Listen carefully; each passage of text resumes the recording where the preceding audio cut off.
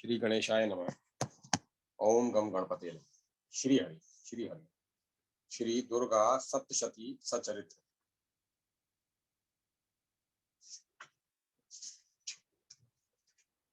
अथ सप्तशिलों की दुर्गा। शिव जी बोले, हे देवी, तुम भक्तों के लिए सुलभ हो और समस्त कर्मों का विधान करने वाली हो। कलयुग में कामनाओं की सिद्धि हेतु यदि कोई उपाय हो तो उसे अपनी वाणी द्वारा सम्यक रूप से व्यक्त करो। देवी ने कहा, हे देव, आपका मेरे ऊपर बहुत स्नेह है।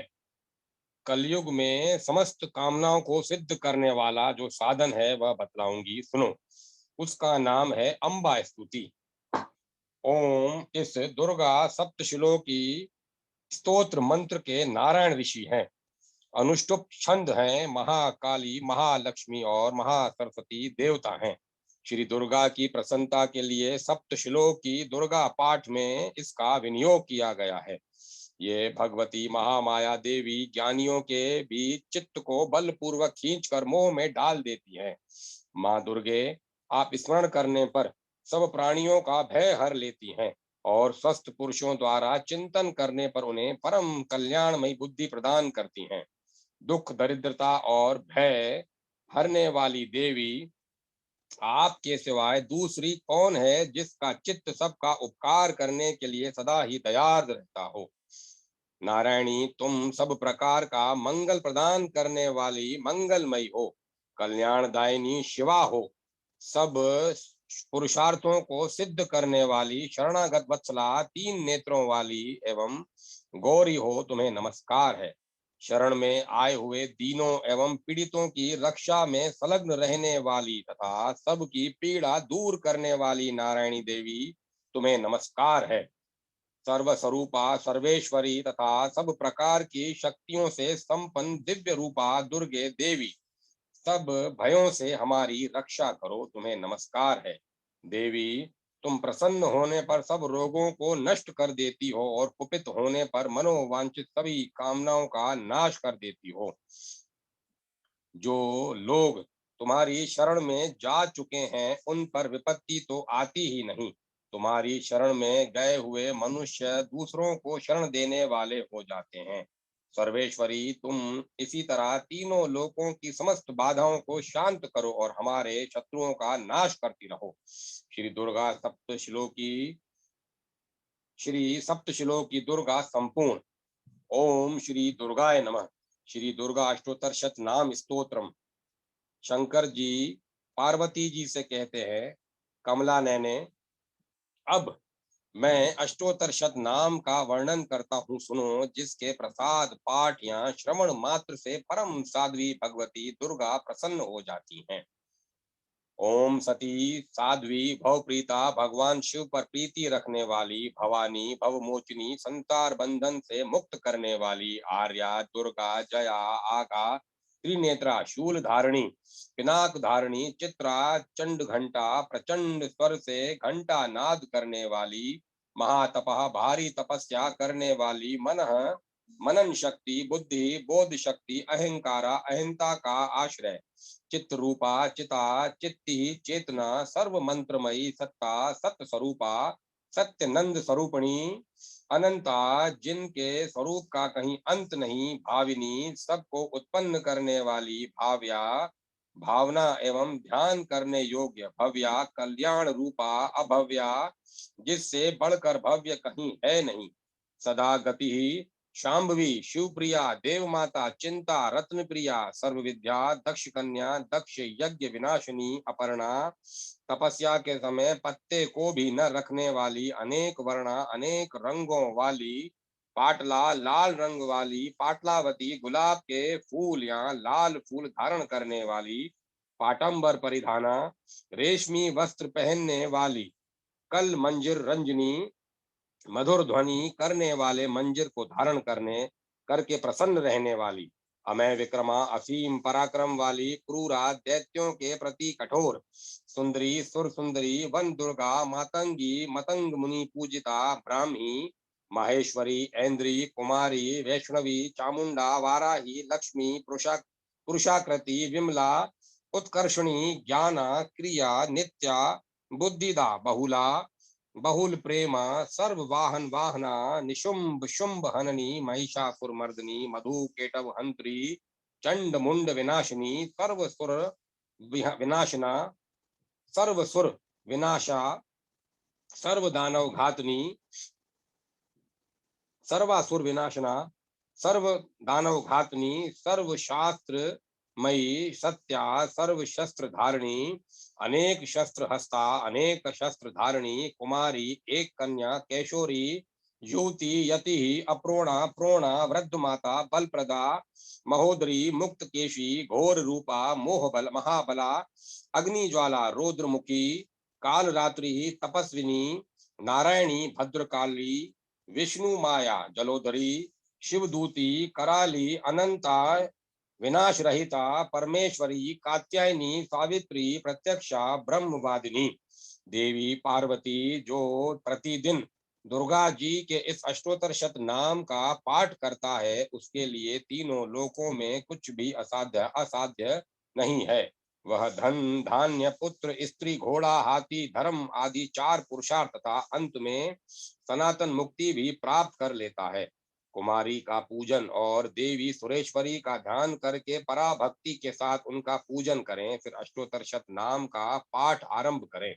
देवी जो ऐसा करता है उसे सब श्रेष्ठ देवताओं से भी सिद्धि प्राप्त होती है।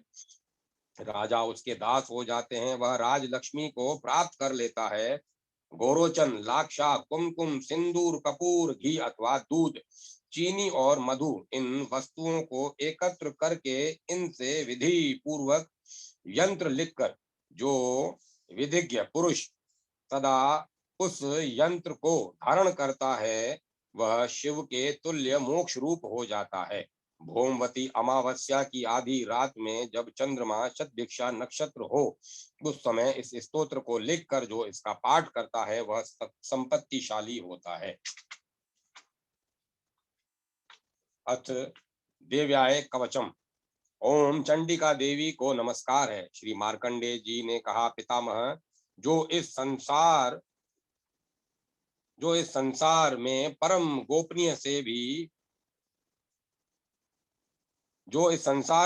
गोपनीय तथा मनुष्यों की सब प्रकार से रक्षा करने वाला है और जो अब तक आपने दूसरे किसी के सामने प्रकट नहीं किया है, ऐसा कोई साधन मुझे बताइए। ब्रह्मा जी बोले, ब्राह्मण, ऐसा साधन तो एक देवी का कवच ही है जो गोपनीय से भी परम गोपनीय पवित्र तथा संपूर्ण प्राणियों का उपकार करने वाला है। महामुने उसे श्रवण करो। देवी की 9 मूर्तियां हैं जिन्हें नव दुर्गा कहते हैं।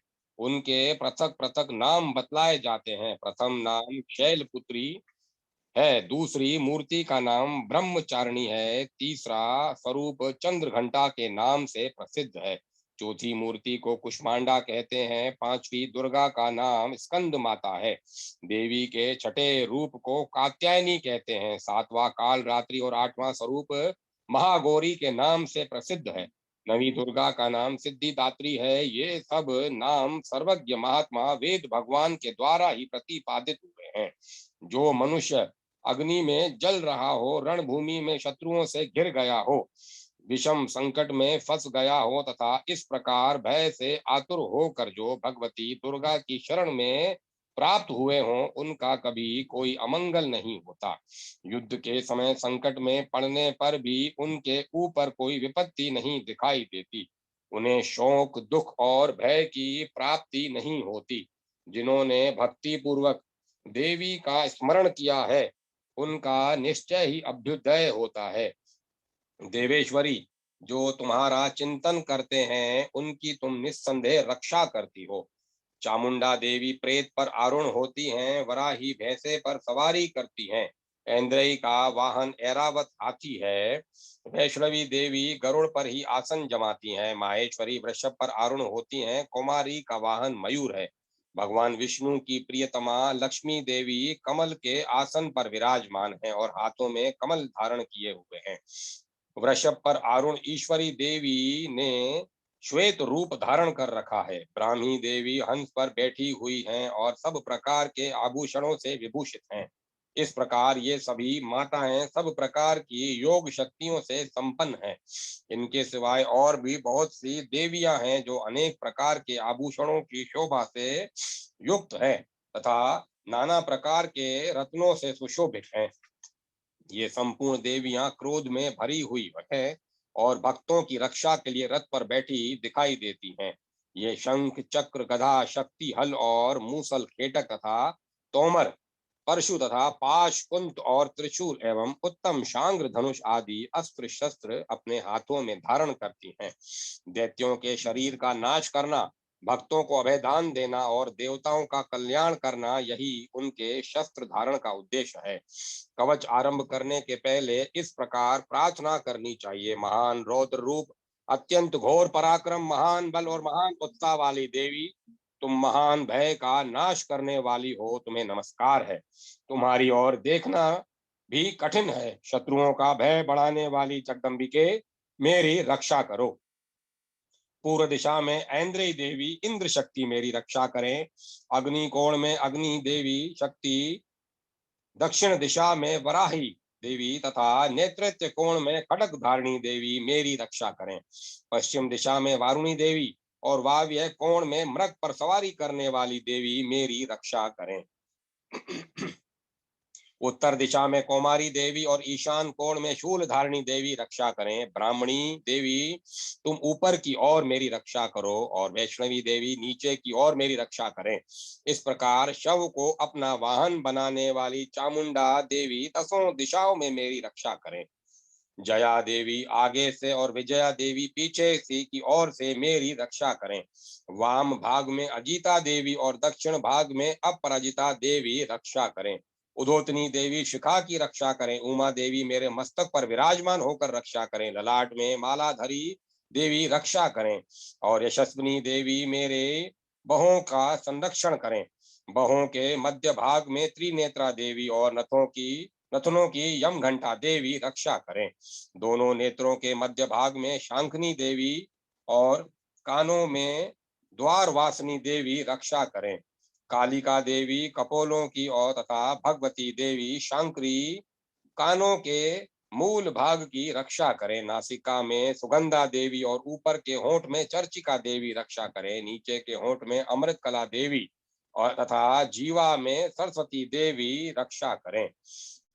कुमारी देवी दांतों की और चंडिका देवी कंठ प्रदेश की रक्षा करें। चित्र घंटा देवी गले की घंटियों की और महामाया देवी तालू में रहकर रक्षा करें। कामाक्षी देवी ठुड्डी की और सर्वमंगला देवी मेरी वाणी की रक्षा करें। भद्रकाली देवी ग्रीवा में और धनुर्धरी देवी पुष्टवंश मेरुदंड में रहकर रक्षा करें।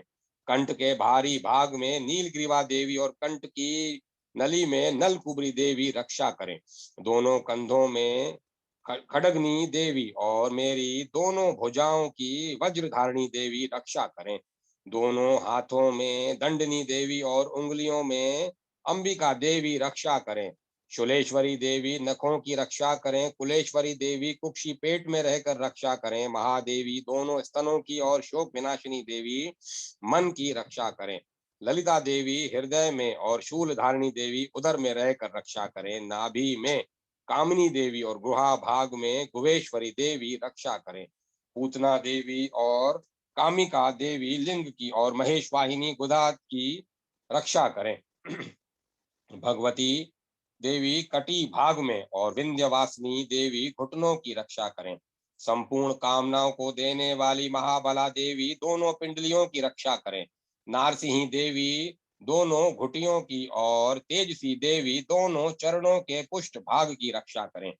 श्री देवी पैरों की उंगलियों में और तलवासनी देवी पैरों की तलुओं में रहकर रक्षा करें। दोनों दाढ़ों के कारण भयंकर दिखाई देने वाली दुष्ट कराली देवी नखों की और उधर्व केशनी देवी केशों की रक्षा करें। रोम वलियों के छिद्रों में कुबेरी देवी और त्वचा की वागेश्वरी देवी रक्षा करें। पार्वती देवी रक्त मजा वसा मांस हड्डी और मेद की रक्षा करें। आत की काल रात्रि देवी और पित्त की मुक्तेश्वरी देवी रक्षा करें। मूलाधार आदि कमल कोशों में पद्मावती देवी और कफ में चूड़ामणि देवी स्थित होकर रक्षा करें। नख के तेज की ज्वालामुखी देवी रक्षा करें, जिसका किसी भी अस्त्र से भेदन नहीं हो सकता।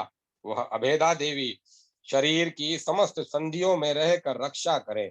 ब्राह्मणी, आप मेरे वीर्य की रक्षा करें। छत्रेश्वरी देवी छाया की तथा धर्म धारिणी देवी मेरे अहंकार, मन और बुद्धि की रक्षा करें। हाथ में वज्र धारण करने वाली वज्रहस्ता देवी मेरे प्राण, अपान, व्यान, उदान और समान वायु की रक्षा करें।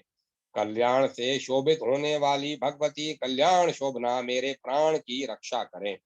रस, रूप, गंध, शब्द और स्पर्श, इन विषयों का अनुभव करते समय योगिनी देवी रक्षा करें तथा सतोगुण, रजोगुण और तमोगुण की रक्षा सदा नारायणी देवी करें।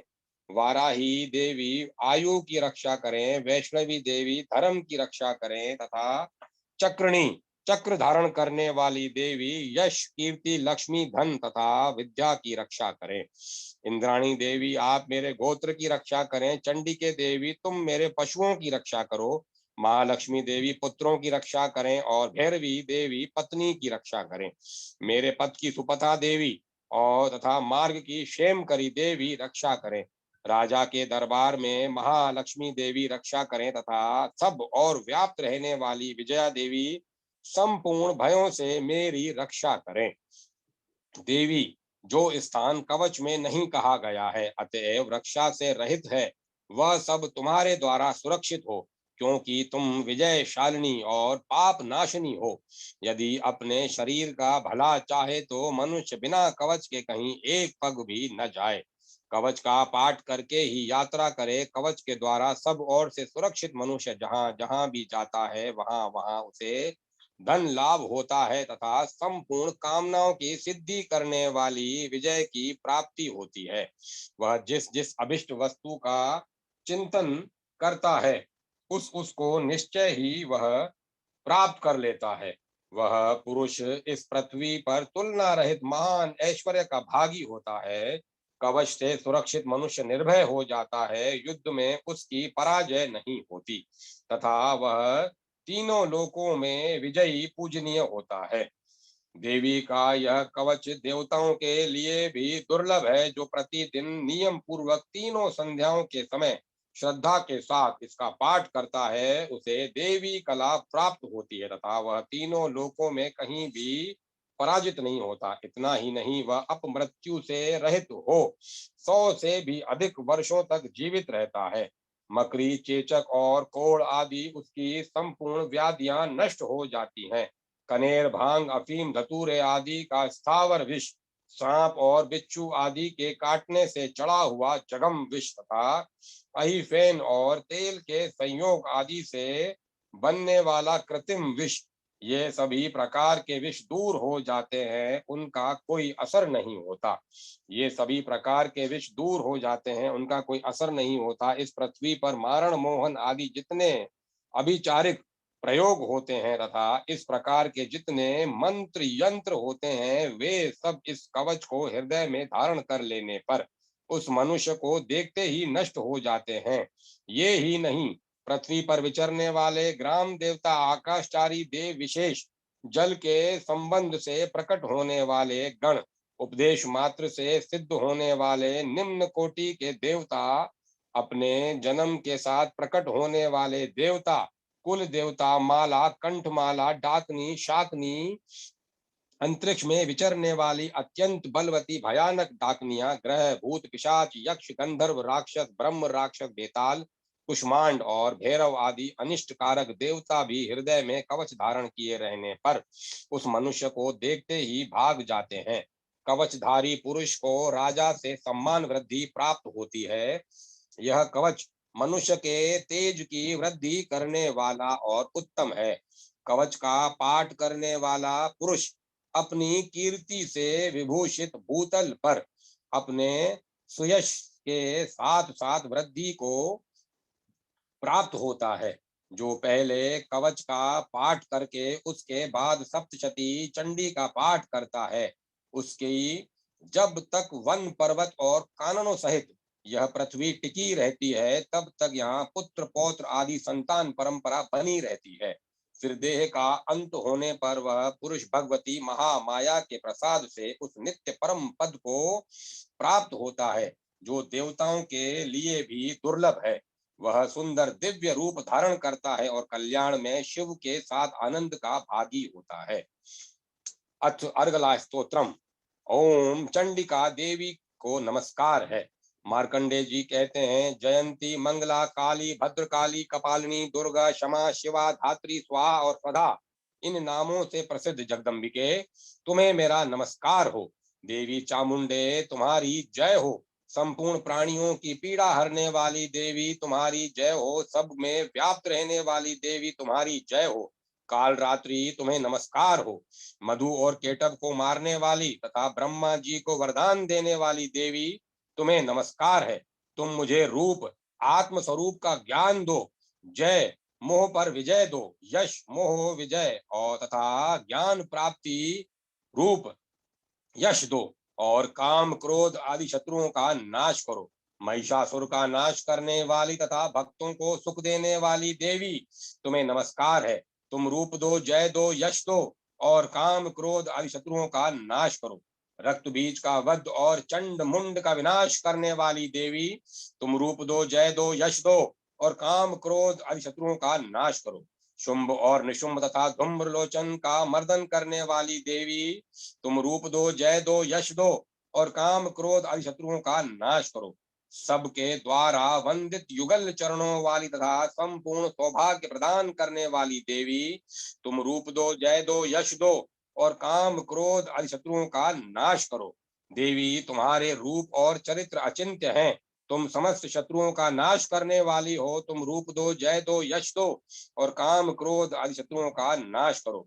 पापों को दूर करने वाली चंडी के जो भक्ति पूर्वक तुम्हारे चरणों में सर्वदा मस्तक झुकाते हैं, उन्हें रूप दो, जय दो, यश दो और उनके काम क्रोध आदि शत्रुओं का नाश करो। रोगों का नाश करने वाली चंडिके जो भक्ति पूर्वक तुम्हारी स्तुति करते हैं, उन्हें रूप दो, जय दो, यश दो और उनके काम क्रोध आदि शत्रुओं का नाश करो। चंडिके इस संसार में जो भक्ति पूर्वक तुम्हारी पूजा करते हैं, उन्हें रूप दो, जय दो, यश दो और उनके काम क्रोध आदि शत्रुओं का नाश करो। मुझे सौभाग्य और आरोग्य दो, परम सुख दो, रूप दो, जय दो, यश दो और मेरे काम क्रोध आदि शत्रुओं का नाश करो। जो मुझसे द्वेष रखते हों, उनका नाश और मेरे बल की वृद्धि करो। रूप दो, जय दो, यश दो और मेरे काम क्रोध आदि शत्रुओं का नाश करो। देवी मेरा कल्याण करो, मुझे उत्तम संपत्ति प्रदान करो। रूप दो, जय दो, यश दो और काम क्रोध आदि शत्रुओं का नाश करो। अंबिके देवता और असुर दोनों ही अपने माथे के मुकुट की मणियों को तुम्हारे चरणों में घिसते रहते हैं। तुम रूप दो, जय दो, यश दो और काम क्रोध आदि शत्रुओं का नाश करो। तुम अपने भक्त जनों को विद्वान, यशस्वी और लक्ष्मीवान बनाओ तथा रूप दो, जय दो, यश दो और उसके काम क्रोध आदि शत्रुओं का नाश करो। चंड प्रचंड दैत्यों के दर्प का दलन करने वाली चंडी के मुझ शरणागत को रूप दो, जय दो, यश दो और मेरे काम क्रोध आदि शत्रुओं का नाश करो। चतुर्मुख ब्रह्मा जी के द्वारा प्रशंसित चार भुजा धारिणी परमेश्वरी तुम रूप दो, जय दो, यश दो और काम क्रोध आदि शत्रुओं का नाश करो। देवी अंबिके भगवान विष्णु नित्य निरंतर भक्ति पूर्वक तुम्हारी स्तुति करते हैं। तुम रूप दो, जय दो, यश दो और काम क्रोध आदि शत्रुओं का नाश करो। हिमालय कन्या पार्वती के पति महादेव जी के द्वारा प्रशंसित होने वाली परमेश्वरी तुम रूप दो, जय दो, यश दो और काम क्रोध आदि शत्रुओं का नाश करो। शचीपति इंद्र के द्वारा सद्भाव से पूजित होने वाली परमेश्वरी तुम रूप दो, जय दो, यश दो और काम क्रोध आदि शत्रुओं का नाश करो।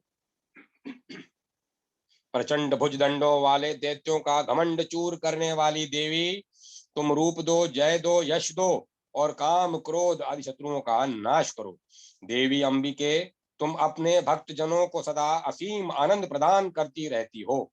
मुझे रूप दो, जय दो, यश दो और मेरे काम क्रोध आदि शत्रुओं का नाश करो।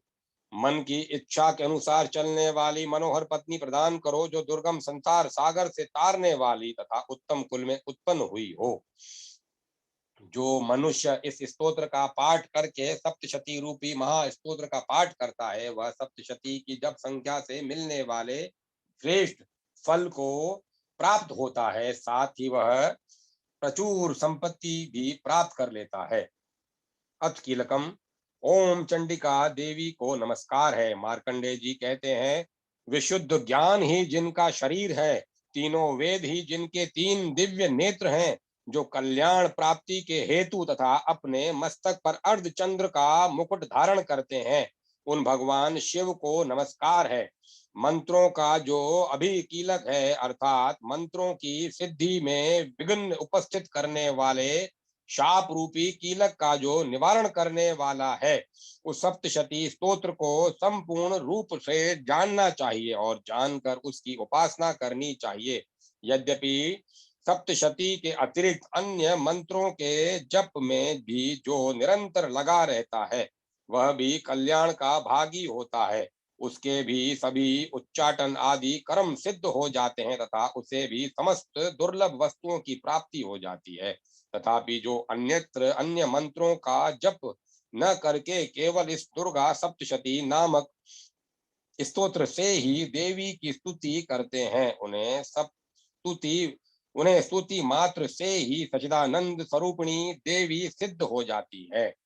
उन्हें अपने कार्य की सिद्धि के लिए मंत्र, औषधि तथा अन्य किसी साधन के उपयोग की आवश्यकता नहीं रहती। बिना जप के ही उनके उच्चाटन आदि समस्त अभिचारिक कर्म सिद्ध हो जाते हैं। इतना ही नहीं, उनकी संपूर्ण अभिष्ट वस्तुएं भी सिद्ध हो जाती हैं। लोगों के मन में यह शंका थी कि जब केवल सप्तशती की उपासना से अथवा सप्तशती को छोड़कर अन्य मंत्रों की उपासना से भी समान रूप से सब कार्य सिद्ध होते हैं, तब इनमें श्रेष्ठ कौन सा साधन है। लोगों की इस शंका को सामने रखकर भगवान शंकर ने अपने पास आए हुए जिज्ञासुओं को समझाया कि वह सप्तशती नामक संपूर्ण स्तोत्र की ही सर्वश्रेष्ठ एवं कल्याण में है। तदंतर भगवती चंडिका के सप्तशती नामक स्तोत्र को महादेवी ने गुप्त कर दिया।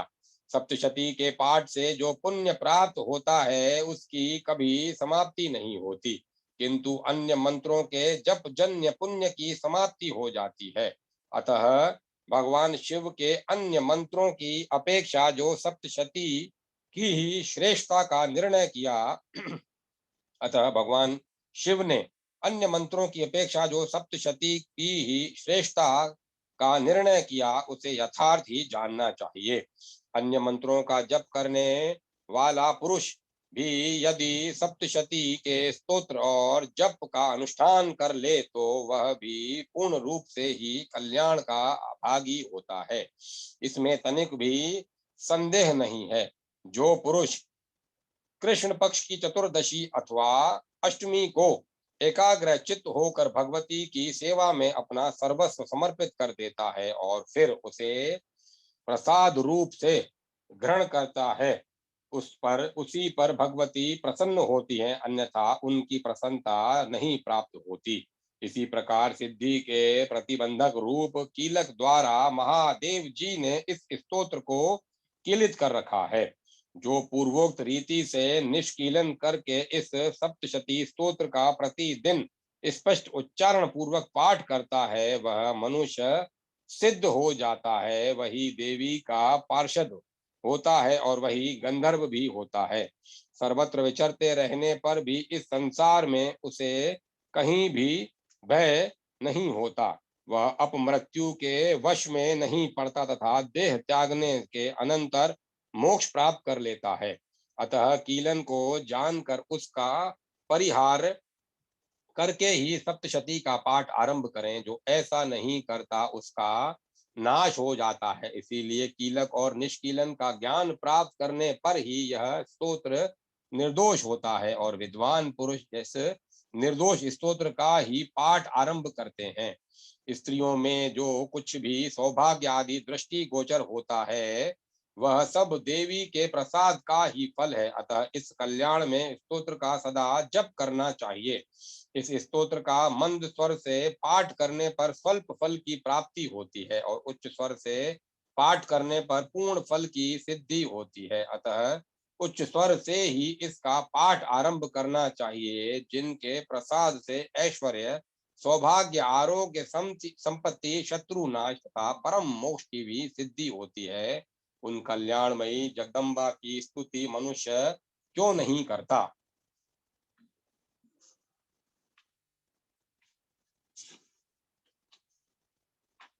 आनंदमयी चैतन्यमयी सत्यमयी परमेश्वरी। श्री दुर्गा सप्तशती, षष्ठो अध्याय। धूम्रलोचन वध। मैं सर्वज्ञेश्वर भैरव के अंक में निवास करने वाली परमोत्कृष्टी कृष्ट पद्मावती देवी का चिंतन करता हूँ। वे नागराज के आसन पर बैठी हैं। नागों के फनों में सुशोभित होने वाली मणियों की विशाल माला से उनकी देहलता उद्भासित हो रही है। सूर्य के समान उनका तेज है। 3 नेत्र उनकी शोभा बढ़ा रहे हैं और वे हाथों में माला, कुंभ, कपाल और कमल लिए हुए हैं तथा उनके मस्तक में अर्धचंद्र का मुकुट सुशोभित है। ऋषि कहते हैं, देवी का यह कथन सुनकर दूत को बड़ा अमर्ष हुआ और उसने दैत्यराज के पास जाकर सब समाचार विस्तार पूर्वक कह सुनाया। दूत के उस वचन को सुनकर दैत्यराज कुपित हो उठा और दैत्य सेनापति धूम्रलोचन से बोला,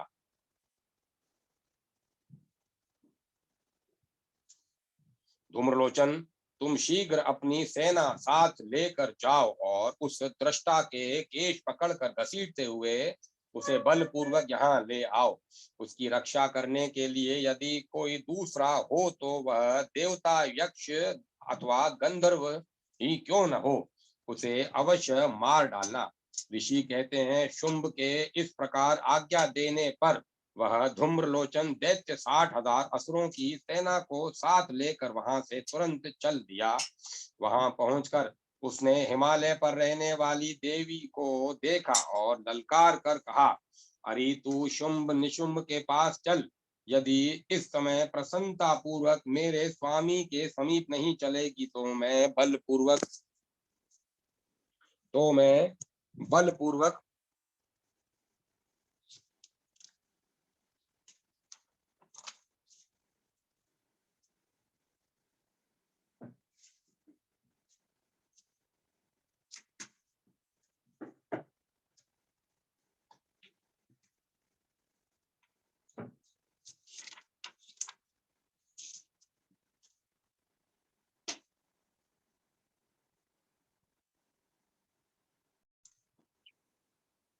षष्ठो अध्याय। धूम्रलोचन वध।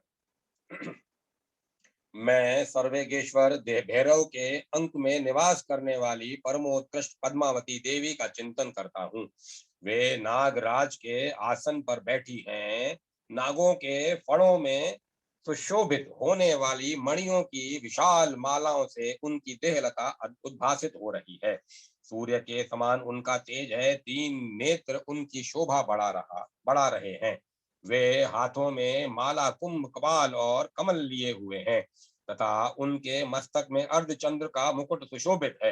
ऋषि कहते हैं, देवी का यह कथन सुनकर दैत्य को बड़ा अमर्ष हुआ और उसने दैत्यराज के पास जाकर सब समाचार विस्तार पूर्वक कह सुनाया। दूत के उस वचन को सुनकर दैत्यराज कुपित हो उठा और दैत्य सेनापति धूम्रलोचन से बोला, धूम्रलोचन, तुम शीघ्र अपनी सेना साथ लेकर जाओ और उस दृष्टा को केश पकड़कर घसीटते हुए उसे बलपूर्वक यहाँ ले आओ। उसकी रक्षा करने के लिए यदि कोई दूसरा खड़ा हो तो वह देवता, यक्ष अथवा गंधर्व ही क्यों न हो, उसे अवश्य मार डालना। ऋषि कहते हैं, शुंभ के इस प्रकार आज्ञा देने पर वह धूम्रलोचन दैत्य 60,000 असुरों की सेना को साथ लेकर तुरंत चल दिया। वहां पहुंचकर उसने हिमालय पर रहने वाली देवी को देखा और ललकार कर कहा, अरे तू शुंभ निशुंभ के पास चल।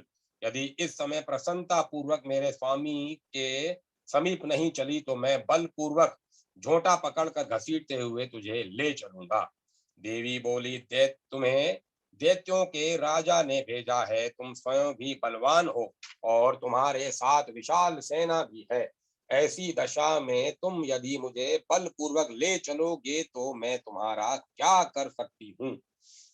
ऋषि कहते हैं, देवी के यूं कहने पर असुर धूम्रलोचन उनकी ओर दौड़ा। तब अंबिका ने हूं शब्द के उच्चारण मात्र से उसे भस्म कर दिया। फिर तो क्रोध में भरी हुई दैत्यों की विशाल सेना और अंबिका के ने एक दूसरे पर तीखे सहायकों शक्तियों तथा फरसों की वर्षा आरंभ की। इतने में ही देवी का वाहन सिंह क्रोध में भरकर भयंकर गर्जना करके गर्दन के बालों को हिलाता हुआ असुरों की सेना में कूद पड़ा। उसने कुछ दैत्यों को पंजों की मार से, कितनों को अपने जबड़ों से और कितने ही महादैत्यों को पटक कर होंठ की दाढ़ों से घायल करके मार डाला। उस सिंह ने अपने नखों से कितनों के पेट फाड़ डाले और थप्पड़ मारकर कितनों के सिर धड़ से अलग कर दिए। कितनों की भुजाएं और मस्तक काट डाले तथा अपनी गर्दन के बाल हिलाते हुए उसने दूसरे दैत्यों के पेट फाड़कर उनका रक्त चूस लिया। अत्यंत क्रोध में भरे हुए देवी के महान वाहन उस महाबली से ने क्षण भर में असुरों की सारी सेनाओं का संहार कर डाला। शुंभ ने जब सुना कि देवी ने धूम्रलोचन असुर को मार डाला तथा उसके सिंह ने सारी सेना का सफाया कर डाला, तब उस दैत्यराज को बड़ा क्रोध हुआ। उसका होंठ कांपने लगा। उसने चंड और मुंड नामक दो महादैत्यों को आज्ञा दी, हे चंड और हे मुंड, तुम लोग बहुत बड़ी सेना लेकर वहां जाओ। उस देवी के झोंटे पकड़कर अथवा उसे बांधकर शीघ्र यहाँ ले आओ। यदि इस प्रकार उसको लाने में संदेह हो तो युद्ध में सब प्रकार के अस्त्र शस्त्रों अथवा तथा समस्त असुरी सेना का प्रयोग करके उसकी हत्या कर डालना। उस दुष्टा की हत्या होने तथा सिंह के मारे जाने पर उस अंबिका को बांधकर साथ ले शीघ्र ही लौट आना। इस प्रकार श्री मार्कंडे पुराण के सार्वणिक मनवंतर की कथा के अंतर्गत देवी महात्म्य के धूम्रलोचन वध नामक छठा अध्याय पूरा हुआ। सप्तमो अध्याय, चंड और मुंड का वध। मैं मातंगी देवी का ध्यान करता हूँ। वे रत्न में सिंहासन पर बैठकर पढ़ते हुए तोते का मधुर शब्द सुन रही हैं। उनके शरीर का वर्ण श्याम है। वे अपना एक पैर कमल पर रखते हुए और मस्तक पर अर्धचंद्र धारण करती हैं तथा कहार पुष्पों की माला धारण किए वीणा बजाती है। उनके अंग में कसी हुई चोली शोभा पा रही है। वे लाल रंग की साड़ी पहने हाथ में शंखमय पात्र लिए हुए हैं। उनके वदन पर मधु का हल्का हल्का प्रभाव जान पड़ता है और ललाट में भेदी बिंदी शोभा दे रही है। ऋषि कहते हैं, तदंतर शुंभ की आज्ञा पाकर वे चंड मुंड आदि दैत्य चतुर्मुनि सेना के साथ अस्त्र शस्त्र से सुसज्जित हो चल दिए। फिर गिरिराज हिमालय के स्वर्ण में ऊंचे शिखर पर पहुंचकर उन्होंने सिंह पर बैठी देवी को देखा। वे मंद मंद मुस्कुरा रही थी। उन्हें देखकर दैत्य लोग तत्परता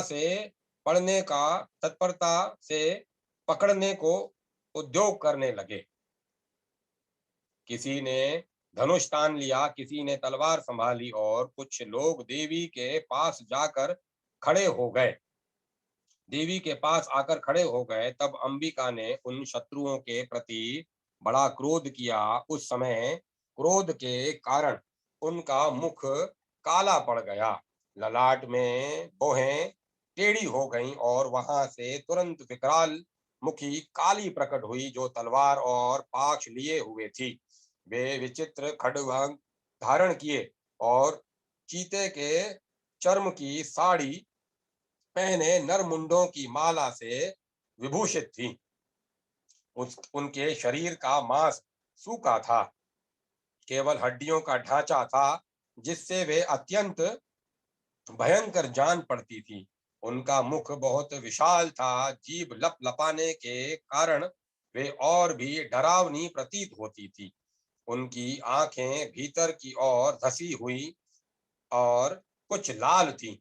वे अपनी भयंकर गर्जना से संपूर्ण दिशाओं को गूंजा रही थी। बड़े बड़े दैत्यों का वध करती हुई वे कालिका देवी बड़े वेग से दैत्यों की उस सेना पर टूट पड़ी और उन सब को भक्षण करने लगी। वे पार्श्व रक्षकों, अंकुशधारी महावतों, योद्धाओं तथा घंटा सहित कितने ही हाथियों को एक ही हाथ में पकड़कर मुंह में डाल लेती थी। इसी प्रकार घोड़े, रथ और सारथी के साथ रथी सैनिकों को मुंह में डालकर वे उन्हें बड़े भयानक रूप से चबा डालती थी। किसी के बाल पकड़ लेती, किसी का गला दबा देती, किसी को पैरों से कुचल डालती और किसी को छाती के धक्के से गिराकर मार डालती थी। वे असुरों के छोड़े हुए बड़े बड़े अस्त्र शस्त्र मुंह से पकड़ लेती और रोष में भरकर उनको दांतों से पीस डालती थी। काली ने बलवान और दुरात्मा दैत्यों की वह सारी सेना रोंद डाली, खा डाली और कितनों को मार भगाया। कोई तलवार के घाट उतारे गए, कोई खड़वांग से पिटे गए पीटे गए और कितने ही असुर दांतों के अग्रभाग से कुचले जाकर मृत्यु को प्राप्त हुए। इस प्रकार देवी ने असुरों की इस सारी सेना को क्षण भर में मार गिराया। यह यह देख चंड उन अत्यंत भयानक काली देवी की ओर दौड़ा तथा महादैत्य मुंड ने भी अत्यंत भयंकर बाणों की वर्षा से तथा हजारों बार चलाए हुए चक्रों से उन भयानक नेत्रों वाली देवी को आच्छादित कर दिया। वे अनेकों चक्र देवी के मुख में समाते हुए ऐसे जान पड़े मानो सूर्य के बहुतेरे मंडल बादलों के उदर में प्रवेश कर रहे हों। तब भयंकर गर्जना करने वाली काली ने अत्यंत रोष में भरकर विकट अट्टहास किया। उस समय उनके विकराल बदन के भीतर कठिनता से देखे जा सकने वाले दांतों की प्रभा से वे अत्यंत उज्जवल दिखाई देती थी। देवी ने बहुत बड़ी तलवार हाथ में ले हम का उच्चारण करके चंड पर धावा किया और उसके केश पकड़कर उसी तलवार से उसका मस्तक काट डाला। चंड को मारा गया देख कर मुंड भी देवी की ओर दौड़ा। तब देवी ने रोष में भरकर उसे भी तलवार से घायल करके धरती पर सुला दिया। महापराक्रमी चंड और मुंड को मारा गया देख मरने से बची हुई बाकी सेना भय से व्याकुल हो चारों ओर भाग गई। तदंतर काली ने चंड और मुंड का मस्तक हाथ में ले चंडिका के पास जाकर प्रचंड अट्टहास करते हुए कहा, देवी, मैंने चंड और मुंड नामक इन दो महापशुओं को तुम्हें भेंट किया है। अब युद्ध यज्ञ में तुम शुंभ और निशुंभ का स्वयं ही वध करना। ऋषि कहते हैं, वहां लाए हुए उन चंड मुंड नामक महादैत्यों को देखकर कल्याणमयी चंडी ने काली से मधुर वाणी में कहा, देवी, तुम चंड और मुंड को लेकर मेरे पास आई हो, इसीलिए संसार में चामुंडा के नाम से तुम्हारी ख्याति होगी। इस प्रकार श्री मार्कंडेय पुराण में सार्वणिक मनवंतर की कथा के अंतर्गत देवी महात्म्य में चंड मुंड वध नामक 7वां अध्याय पूरा हुआ। 8वां अध्याय रक्त बीज वध। मैं अणिमा आदि सिद्धिमयी किरणों से आवृत भवानी का ध्यान करता हूँ। उनके शरीर का रंग लाल है, नेत्रों में करुणा लहरा रही है तथा हाथों में पाश, अंकुश, बाण और धनुष शोभा पाते हैं। ऋषि कहते हैं, चंड और मुंड नामक दैत्यों के मारे जाने तथा बहुत सी सेना का संहार हो जाने पर दैत्यों के राजा प्रतापी शुंभ के मन में बड़ा क्रोध हुआ और उसने दैत्यों की संपूर्ण सेना को युद्ध के लिए कूच करने की आज्ञा दी। वह बोला, आज उदयुद्ध नाम के 86 दैत्य सेनापति अपनी सेना के साथ युद्ध के लिए प्रस्थान करें। कंबू नाम वाले दैत्यों के 84 सेना नायक अपनी वाहिनी से घिरे हुए यात्रा करें। 50 कोटि वीर्य कुल के और 100 धूम्र कुल के असुर सेनापति मेरी आज्ञा से सेना सहित कूच करें। कालक, द्रोहद, मौर्य और काल के असुर भी युद्ध के लिए तैयार हो मेरी आज्ञा से तुरंत प्रस्थान करे। भयानक शासन करने वाला असुरराज शुंभ इस प्रकार आज्ञा दे सहस्त्रों बड़ी बड़ी सेनाओं के साथ युद्ध के लिए प्रस्थित हुआ। उसकी अत्यंत भयंकर सेना आती देख चंडिका ने अपने धनुष की टंकार से पृथ्वी और आकाश के बीच का भाग गुंजा दिया। राजन, तदंतर देवी के सिंह ने भी बड़े जोर जोर से दहाड़ना आरंभ किया। फिर अंबिका ने घंटे के शब्द से उस ध्वनि को और भी बढ़ा दिया। धनुष की टंकार, सिंह की दहाड़ और घंटे की ध्वनि से संपूर्ण दिशाएं गूंज उठी। उस भयंकर शब्द ने काली ने और घंटे की उस भयंकर शब्द से काली ने अपने विकराल मुख को और भी बढ़ा लिया तथा इस प्रकार वे विजयनी हुई। उस तुमुल नाद को सुनकर दैत्यों की सेनाओं ने चारों ओर से आकर चंडिका देवी से और काली देवी को क्रोध पूर्वक घेर लिया। राजन, इसी बीच में असुरों के विनाश तथा देवताओं के अभ्युदय के लिए ब्रह्मा, शिव, कार्तिकेय, विष्णु तथा इंद्र आदि देवों ने शक्तियों तथा अत्यंत पराक्रम और बल से संपन्न थी। राजन, इसी बीच में असुरों के विनाश तथा देवताओं के अभ्युदय के लिए ब्रह्मा, शिव, कार्तिकेय, विष्णु तथा इंद्र आदि देवों की शक्तियां जो अत्यंत पराक्रम और बल से संपन्न थी, उनके शरीर से निकलकर उन्हीं के रूप में चंडिका देवी के पास गई। जिस देवता का जैसा रूप, जैसी वेशभूषा और जैसा वाहन है, ठीक वैसे ही साधनों से संपन्न हो उसकी शक्ति असुरों से युद्ध करने के लिए आई।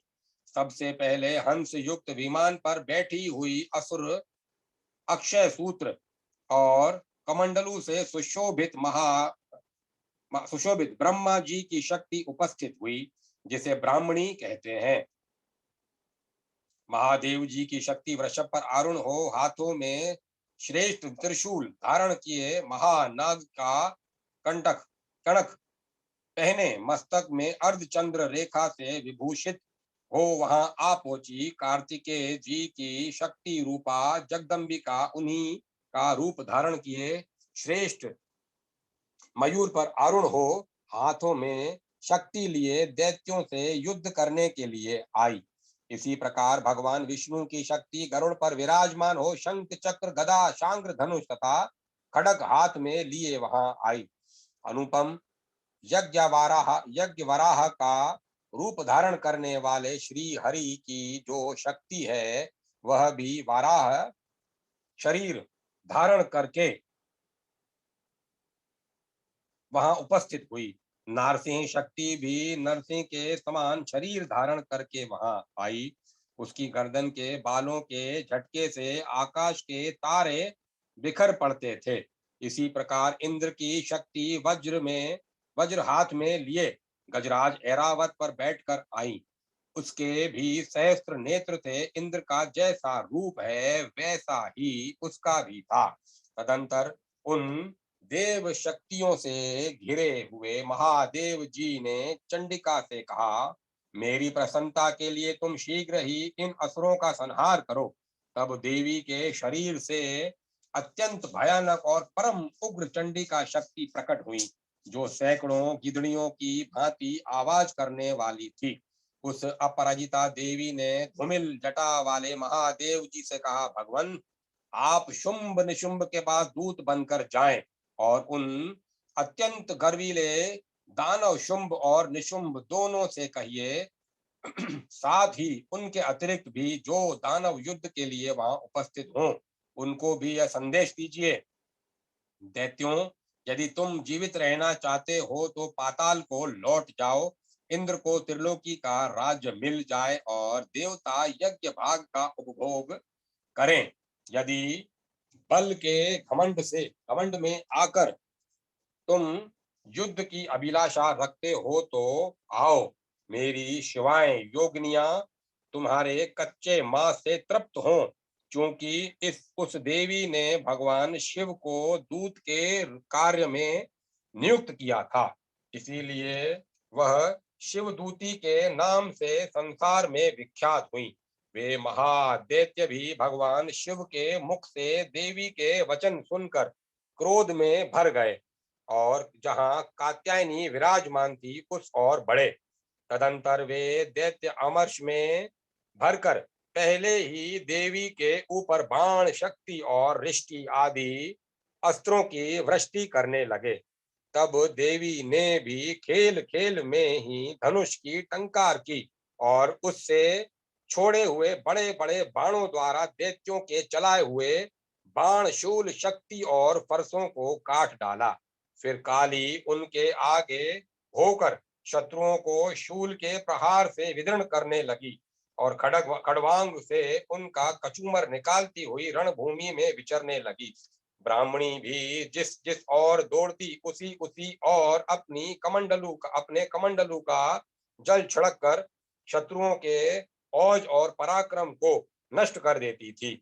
महेश्वरी ने त्रिशूल से तथा वैष्णवी ने चक्र से तथा और अत्यंत क्रोध में भरी हुई कुमार कार्तिकेय की शक्ति से दैत्यों का संहार आरंभ किया। इंद्र शक्ति के वज्र प्रहार से विदीर्ण हो सैकड़ों दैत्य दानव रक्त की धारा बहाते हुए पृथ्वी पर सो गए। वराही शक्ति ने कितनों को अपनी थुथन की मार से नष्ट किया। दानों के अग्रभाग से कितनों की छाती छेद डाली तथा कितने ही दैत्य उनके उसके चक्र की चोट से विदीर्ण होकर गिर पड़े। नारसिंही देवी भी दूसरे दूसरे महादैत्यों को अपने नखों से विदीर्ण करके खाती और सिंहनाद से दिशाओं एवं आकाश को गुंजाती हुई युद्ध क्षेत्र में विचरने लगी। कितने ही असुर शिवदूती के प्रचंड अट्ठाहास से अत्यंत भयभीत हो पृथ्वी पर गिर पड़े और गिरने पर उन्हें शिवदूती ने उस समय अपना ग्रास बना लिया। इस प्रकार क्रोध में भरे हुए मात्र गणों को नाना प्रकार के उपायों से बड़े बड़े असुरों का मर्दन करते देख दैत्य सैनिक भाग खड़े हुए। मात्र गणों से पीड़ित दैत्यों को युद्ध से भागते देख रक्त बीज नामक महादैत्य क्रोध में भरकर युद्ध करने के लिए आया। उसके शरीर से जब रक्त की बूंद पृथ्वी पर गिरती तब उसी के समान शक्तिशाली एक दूसरा महादैत्य पृथ्वी पर पैदा हो जाता। महासुर रक्त बीज हाथ में गदा लेकर इंद्र शक्ति के साथ युद्ध करने लगा। तब ऐन्द्रेय ने अपने वज्र से रक्त बीज को मारा। वज्र के घायल वज्र से घायल होने पर उसके शरीर से बहुत सा रक्त चूने लगा और उससे उसी के समान रूप तथा पराक्रम वाले योद्धा उत्पन्न हुए। उसके शरीर से रक्त की जितनी बूंदें गिरी उतने ही पुरुष उत्पन्न हो गए। वे सब रक्त बीज के समान ही वीर्यवान, बलवान तथा पराक्रमी थे। वे रक्त के से उत्पन्न होने वाले पुरुष भी अत्यंत भयंकर अस्त्र शस्त्रों का प्रहार करते हुए वहां मातृगणों के साथ घोर युद्ध करने लगे। पुनः वज्र के प्रहार से जब उसका मस्तक घायल हुआ तब रक्त बहने लगा और उससे हजारों पुरुष उत्पन्न हो गए। वैष्णवी ने युद्ध में रक्त बीज पर चक्र का प्रहार किया और ऐन्द्रेय ने उस दैत्य सेनापति को गदा से चोट पहुंचाई। वैष्णवी के चक्र से घायल होने पर उसके शरीर से जो रक्त बहा और उससे जो उसी के बराबर आकार वाले सहस्रों महादैत्य प्रकट हुए, उनके द्वारा संपूर्ण जगत व्याप्त हो गया। कौमारी ने शक्ति से, वराही ने खड्ग से और माहेश्वरी ने त्रिशूल से महादैत्य रक्त बीज को घायल किया। क्रोध में भरे हुए उस महादैत्य रक्त बीज ने भी गदा से सभी मात्र शक्तियों पर पृथक पृथक प्रहार किया। शक्ति और शूल आदि से अनेक बार घायल होने पर जो उसके शरीर से रक्त की धारा पृथ्वी पर गिरी, उससे भी निश्चय ही सैकड़ों असुर उत्पन्न हुए। इस प्रकार उस महादैत्य के रक्त से प्रकट हुए असुरों द्वारा संपूर्ण जगत व्याप्त हो गया। इससे इन उन देवताओं को बड़ा भय हुआ। देवताओं को उदास देख चंडिका ने काली से शीघ्रता पूर्वक कहा, चामुंडे, तुम अपना मुख और भी फैलाओ। तब तथा मेरे शस्त्रपात से गिरने वाले रक्त बिंदुओं को और उनसे उत्पन्न होने वाले महादैत्यों को तुम अपने इस उतावले मुख में से खा जाओ। इस प्रकार रक्त से उत्पन्न होने वाले महादैत्यों का भक्षण करती हुई तुम रण में विचरती रहो। ऐसा करने से उस दैत्य का सारा रक्त क्षीण हो जाने पर वह स्वयं भी नष्ट हो जाएगा। उन भयंकर दैत्यों को जब तुम खा जाओगी, तब दूसरे नए दैत्य उत्पन्न नहीं हो सकेंगे। काली से यूं कहकर चंडिका देवी ने शूल से रक्त बीज को मारा और काली ने अपने मुख से उसका रक्त पी लिया। तब उसने वहां चंडिका पर गदा से प्रहार किया, किंतु उस गदा पात ने देवी को तनिक भी वेदना नहीं पहुंचाई। रक्त बीज के घायल शरीर से बहुत सा रक्त गिरा, किंतु ज्यों ही वह गिरा त्यों ही चामुंडा ने उसे अपने मुख में ले लिया। रक्त गिरने से काली के मुख में जो महादैत्य उत्पन्न हुआ, उसे भी वह चट कर गई और उसने रक्त बीज का रक्त भी पी लिया। तदंतर देवी ने रक्त बीज को, जिसका रक्त चामुंडा ने पी लिया था, वज्र, बाण, खड्ग तथा रिष्टि आदि से मार डाला। राजन, इस प्रकार शस्त्रों के समुदाय से आहत एवं रक्तहीन हुआ महादैत्य रक्त बीज पृथ्वी पर गिर पड़ा। नरेश्वर, इससे देवताओं को अनुपम हर्ष की प्राप्ति हुई और मातृगण उन असुरों के रक्तपान के मद से उद्भत अद्भुत उद्भत सा होकर नृत्य करने लगी। इस प्रकार श्री मार्कंडे पुराण के सार्वणिक मनवंतर की कथा के अंतर्गत देवी महात्म्य के रक्त बीज वध नामक 8वां अध्याय पूरा हुआ। 9वां अध्याय निशुंभ वध। मैं अर्धनारीश्वर के श्री विग्रह की निरंतर शरण लेता हूँ। उसका वर्ण बंदूक पुष्प और स्वर्ण के समान रक्त पित्त मिश्रित है। वह अपनी भुजाओं में सुंदर अक्षय माला, पाक्ष, अंकुश और वरद मुद्रा धारण करता है। अर्धचंद्र उसका आभूषण है तथा वह 3 नेत्रों से सुशोभित है। राजा ने कहा, भगवन, आपने रक्त बीज के वध से संबंध रखने वाला देवी चरित्र का यह अद्भुत महात्म्य मुझे बतलाया। अब रक्त बीज के मारे जाने पर अत्यंत क्रोध में भरे हुए शुंभ और निशुंभ ने जो कर्म किया, मैं उसे मैं सुनना चाहता हूँ। ऋषि बोले, राजन, युद्ध में रक्त बीज तथा अन्य दैत्यों के मारे जाने पर शुंभ और निशुंभ के क्रोध की सीमा न रही। अपनी विशाल सेना इस प्रकार मारी जाती देख निशुंभ अमर्ष में भरकर देवी की ओर दौड़ा। उसके साथ असुरों की प्रधान सेना थी। उसके आगे पीछे तथा पार्श्व भाग में बड़े बड़े असुर थे, जो क्रोध में से होंठ चबाते हुए देवी को मार डालने के लिए आए। महापराक्रमी शुंभ भी अपनी सेना के साथ मातृगणों से युद्ध करके क्रोधवश चंडिका को मारने के लिए आ पहुंचा। तब देवी के साथ शुंभ और निशुंभ का घोर संग्राम छिड़ गया। वे दोनों दैत्य मेघों की भांति बाणों की भयंकर वृष्टि कर रहे थे। उन दोनों के चलाए हुए बाणों को चंडिका ने अपने बाणों के समूह से तुरंत काट डाला और शस्त्र समूह की वर्षा करके उन दोनों दैत्यपतियों के अंगों में भी चोट पहुंचाई। निशुंभ ने तीखी तलवार और चमकती हुई ढाल लेकर देवी के श्रेष्ठ वाहन सिंह के मस्तक पर प्रहार किया। अपने वाहन को चोट पहुंचने पर देवी ने शूर्पणख नामक बाण से निशुंभ की श्रेष्ठ तलवार तुरंत काट डाली। उसकी ढाल को भी जिसमें 8 चांद जड़े थे खंड खंड कर दिया।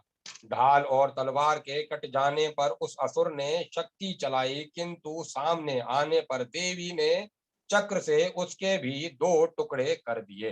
अब तो निशुंभ क्रोध में से जल उठा और उस दानव ने देवी को मारने के लिए त्रिशूल शूल उठाया, किंतु देवी ने समीप आने पर उसे भी मुक्के से मारकर चूर्ण कर दिया। तब उसने गदा घुमाकर चंडी के ऊपर चलाई, परंतु वह भी देवी के शूल से कटकर भस्म हो गई।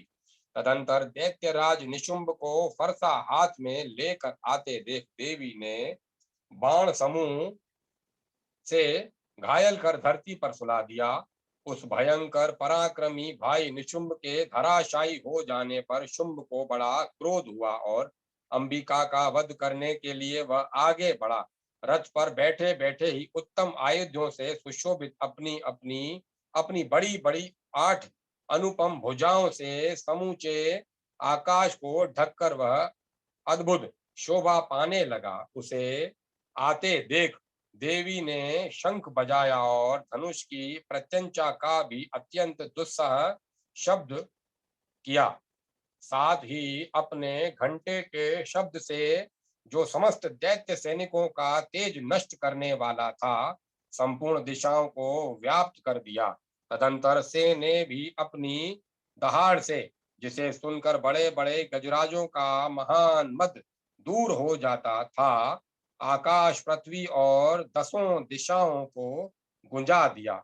फिर काली ने आकाश में उछलकर अपने दोनों हाथों से पृथ्वी पर आघात किया।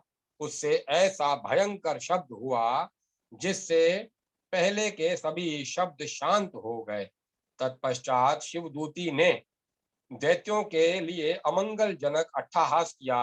इन शब्दों को सुनकर समस्त असुर थर्रा उठे, किंतु शुंभ को बड़ा क्रोध हुआ। उस समय देवी ने जब शुंभ को लक्ष्य करके कहा, ओ दुरात्मन, खड़ा रहे। तभी आकाश में खड़े हुए देवता बोल उठे, जय हो जय हो। शुंभ ने वहां आकर ज्वालाओं से युक्त अत्यंत भयानक शक्ति चलाई। अग्नि मैं पर्वत के समान आती हुई उस शक्ति को देवी ने बड़े भारी लुके से दूर हटा दिया। शुंभ उस समय शुंभ के सिंहनाद से तीनों लोग गूंज उठे। राजन, उसकी प्रतिध्वनि से वज्रपात के समान भयानक शब्द हुआ, जिसने अन्य सब शब्दों को जीत लिया। शुंभ के चलाए हुए बाणों के देवी के चलाए हुए बाणों के शुंभ ने अपने भयंकर बाणों द्वारा सैकड़ों और हजारों टुकड़े कर दिए। तब क्रोध में भरी हुई चंडिका ने शुंभ को शूल से मारा। उसके आघात से मूर्छित हो वह पृथ्वी पर गिर पड़ा। इतने में ही निशुंभ को चेतना हुई और उसने धनुष हाथ में लेकर बाणों द्वारा देवी, काली और तथा सिंह को घायल कर डाला। फिर उस दैत्यराज ने 10,000 बाहें बनाकर चक्र के प्रहार से चंडिका को आच्छादित कर दिया। तब दुर्गम पीड़ा का नाश करने वाली भगवती देवी दुर्गा ने कुपित होकर अपने बाणों से उन चक्रों तथा बाणों को काट डाला, काट गिराया। यह देख निशुंभ दैत्य सेना ने के साथ चंडिका का वध करने के लिए हाथ में गदा ले बड़े वेग से दौड़ा। उसके आते ही चंडिका ने तीखी धार वाली तलवार से उसकी गदा को शीघ्र ही काट डाला।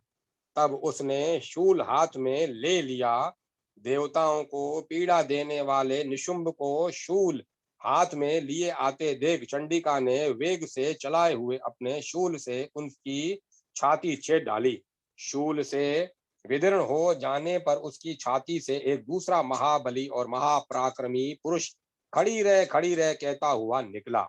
उस निकलते हुए पुरुष की बात सुनकर देवी ठठाकर हंस पड़ी और खड्ग से उन्होंने उसका मस्तक काट डाला।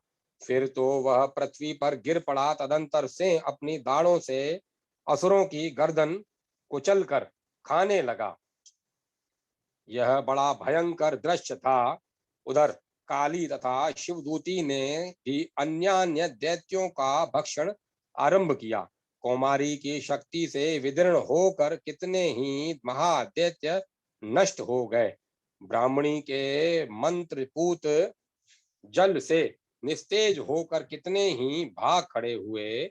कितने ही महादैत्य महेश्वरी के त्रिशूल से छिन्न भिन्न हो धराशायी हो गए। वराही के थुथने के आघात आघात से कितनों का पृथ्वी पर कुचूमर निकल गया।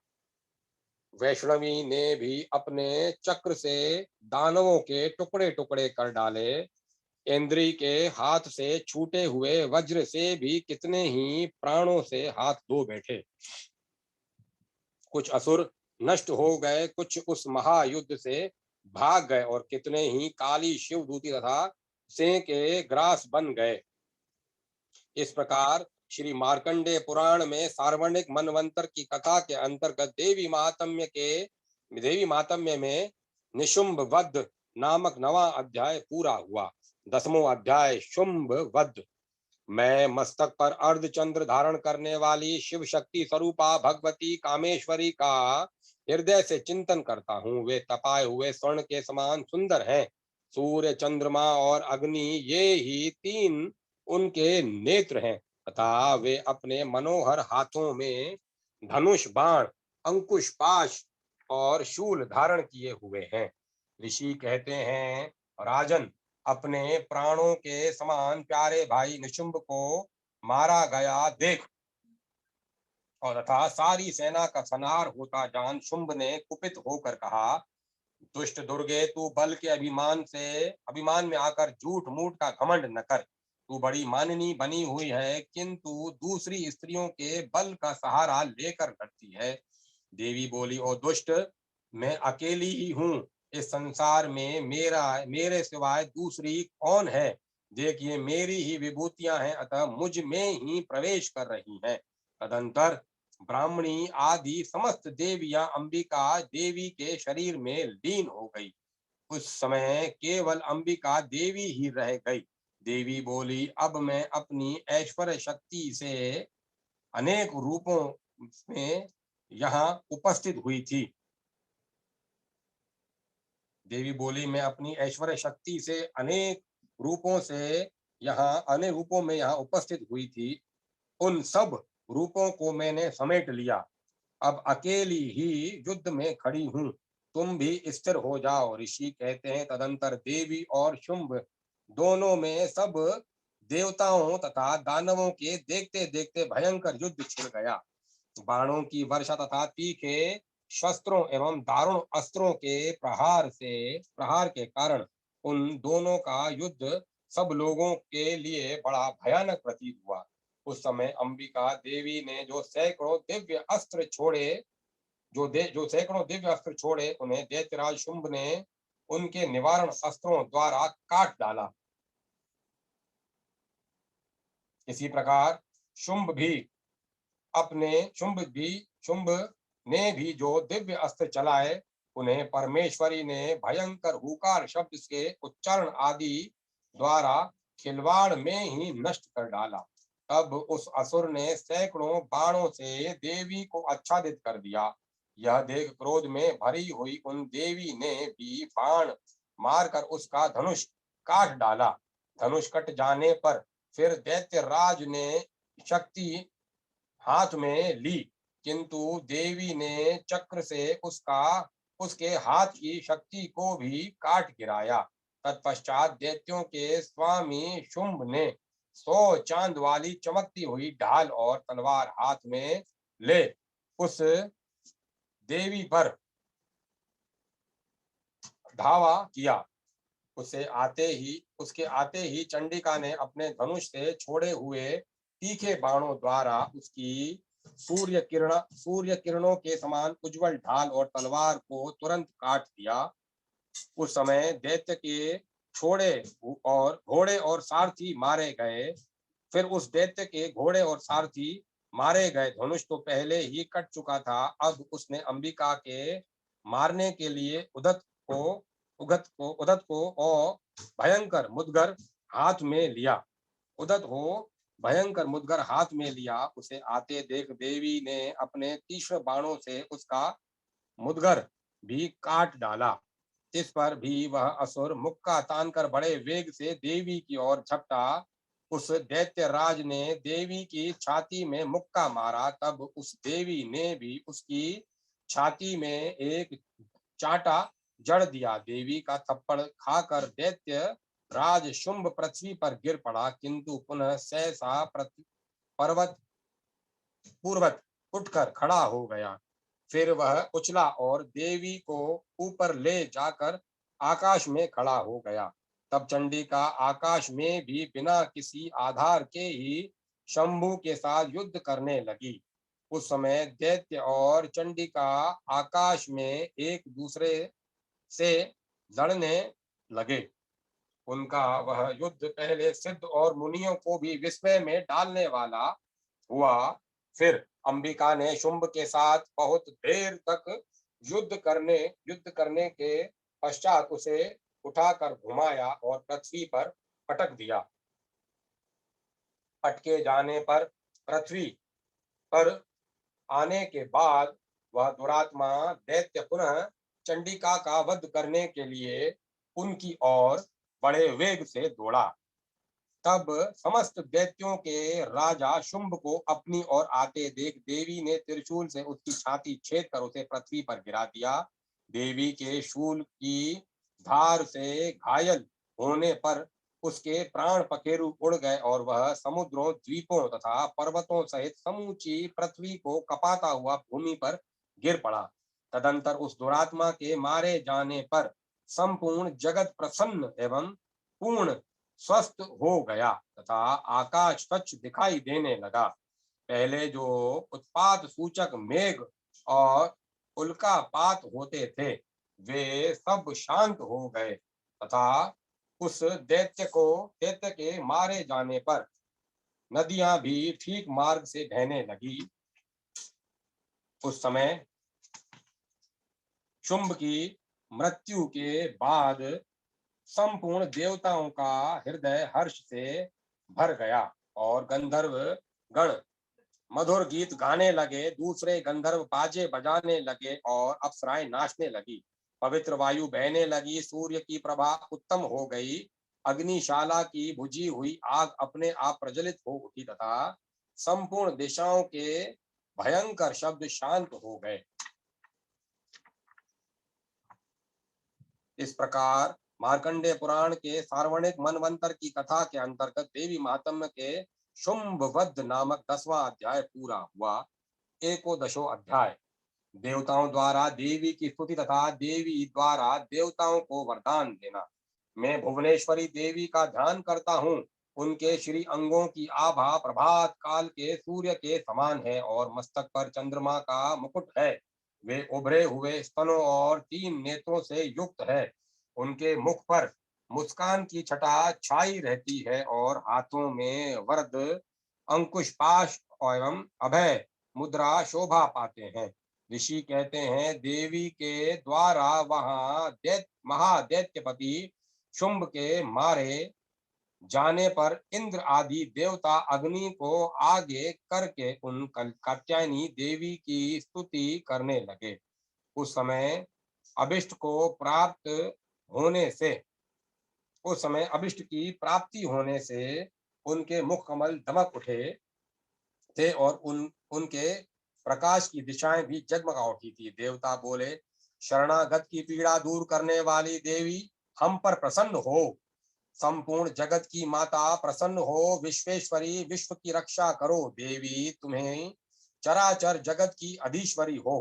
तुम इस जगत का एकमात्र आधार हो, क्योंकि पृथ्वी पर तुम्हारी ही स्थिति है। देवी, तुम्हारा पराक्रम अलंघनीय है। तुम ही जल रूप में स्थित होकर संपूर्ण जगत को तृप्त करती हो। तुम अनंत बल संपन्न वैष्णवी शक्ति हो। इस विश्व की कारणभूता परा माया हो। देवी, तुमने इस समस्त जगत को मोहित कर रखा है। तुम ही प्रसन्न होने पर इस पृथ्वी पर मोक्ष की प्राप्ति कराती हो। देवी, संपूर्ण विद्याएं तुम्हारी ही भिन्न भिन्न स्वरूप हैं। तुम्हारे ही भिन्न भिन्न स्वरूप हैं। जगत में जितनी स्त्रियां हैं वे सब तुम्हारी ही मूर्तियां हैं। जगदम्बे,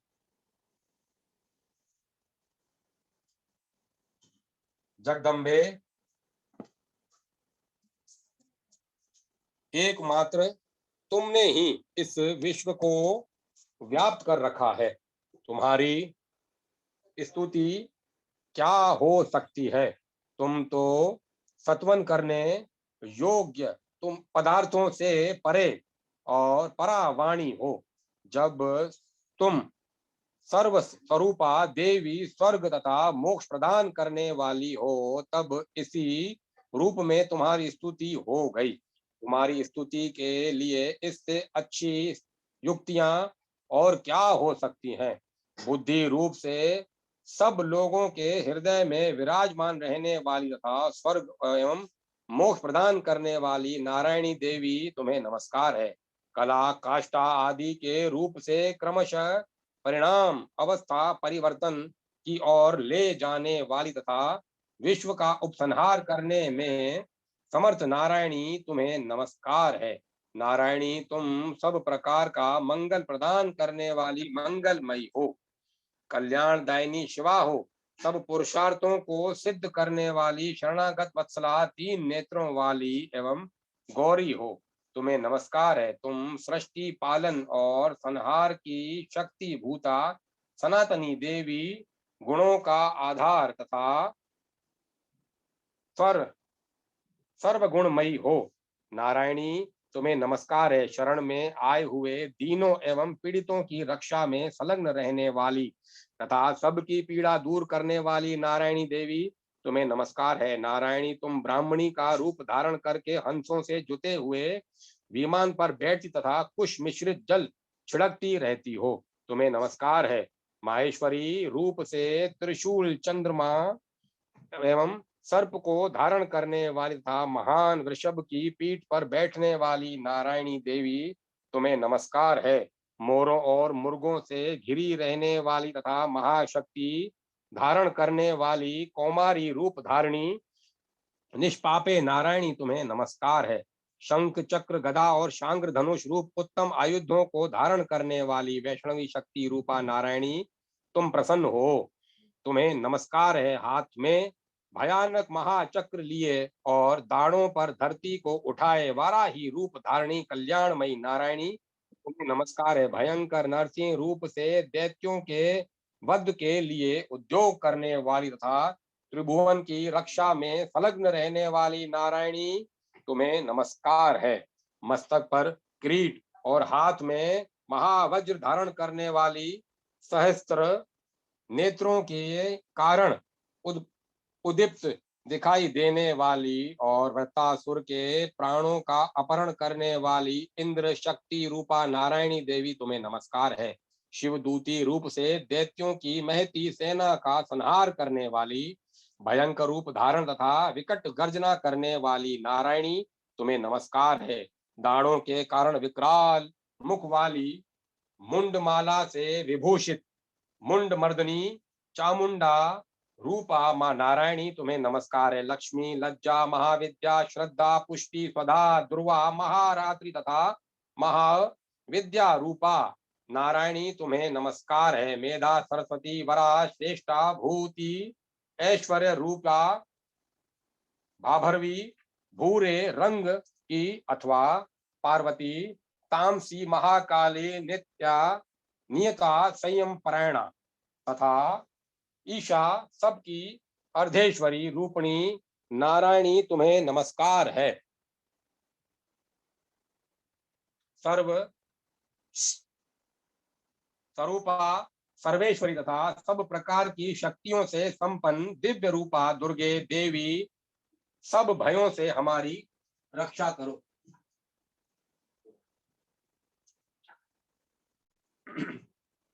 सब भयों से हमारी रक्षा करो, तुम्हें नमस्कार है। कात्यायनी, यह तीन लोचनों से विभूषित तुम्हारा सौम्य मुख सब प्रकार के भयों से हमारी रक्षा करे, तुम्हें नमस्कार है। महाकाली, ज्वालाओं के कारण विकराल प्रतीत होने वाला, अत्यंत भयंकर और समस्त असुरों का संहार करने वाला तुम्हारा त्रिशूल भय से हमें बचाए, तुम्हें नमस्कार है। देवी, जो अपनी ध्वनि से संपूर्ण जगत को व्याप्त करके दैत्यों के तेज नष्ट किए देता है, वह तुम्हारा घंटा हम लोगों की पापों से उसी प्रकार रक्षा करे जैसे माता अपने पुत्रों की बुरे कर्मों से रक्षा करती है। चंडिके, तुम्हारे हाथों में सुशोभित खड्ग जो असुरों के रक्त और चर्बी से चर्चित है, हमारा मंगल करे, हम तुम्हें नमस्कार करते हैं। देवी, तुम प्रसन्न होने पर सब रोगों को नष्ट कर देती हो और कुपित होने पर मनोवांछित सभी कामनाओं का नाश कर देती हो। जो लोग तुम्हारी शरण में जा चुके हैं उन पर विपत्ति तो आती ही नहीं, तुम्हारी शरण में गए हुए मनुष्य दूसरों को शरण देने वाले हो जाते हैं। देवी अंबिके, तुमने अपने स्वरूप को अनेक भागों में विभक्त करके नाना प्रकार से के रूपों से जो इस समय इन धर्मद्रोही महादैत्यों का संहार किया है, वह सब दूसरी कौन कर सकती थी। विद्याओं में ज्ञान को प्रकाशित करने वाले शास्त्रों में तथा आदि वाक्यों वेदों में तुम्हारे सिवाय और किसका वर्णन है, तथा तुमको छोड़कर दूसरी कौन ऐसी शक्ति है जो इस विश्व को अज्ञान में घोर अंधकार से परिपूर्ण ममता रूपी गड्ढे में निरंतर भटका रही हो। जहाँ राक्षस, जहाँ भयंकर विष वाले सर्प, जहाँ शत्रु, जहाँ लुटेरों की सेना और जहाँ दावानल हो, वहाँ तथा समुद्र के बीच में भी साथ रहकर तुम विश्व की रक्षा करती हो। विश्वेश्वरी, तुम विश्व का पालन करती हो, विश्व रूपा हो, इसीलिए संपूर्ण विश्व को धारण करती हो। तुम भगवान विश्वनाथ की भी वंदनिया हो। जो लोग भक्ति पूर्वक तुम्हारे सामने मस्तक झुकाते हैं वे संपूर्ण विश्व को आश्रय देने वाले होते हैं। देवी, प्रसन्न हो। जैसे इस जैसे इस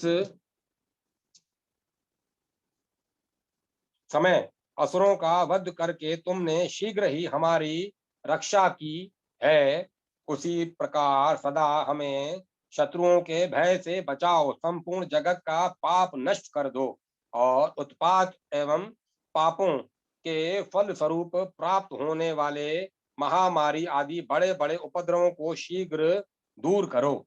विश्व की पीड़ा दूर करने वाली देवी, हम तुम्हारे चरणों पर पड़े हुए हैं, हम पर प्रसन्न हो। त्रिलोक निवासियों की पूजनिया परमेश्वरी, सब लोगों को वरदान दो। देवी बोली, देवताओं, मैं वर देने को तैयार हूँ, तुम्हारे मन में जिसकी इच्छा हो वह वर मांग लो। संसार के लिए उस उपकारक वर को मैं अवश्य दूंगी। देवता बोले, सुरेश्वरी, तुम इसी प्रकार तीनों लोकों की समस्त बाधाओं को शांत करो और हमारे शत्रुओं का नाश करती रहो।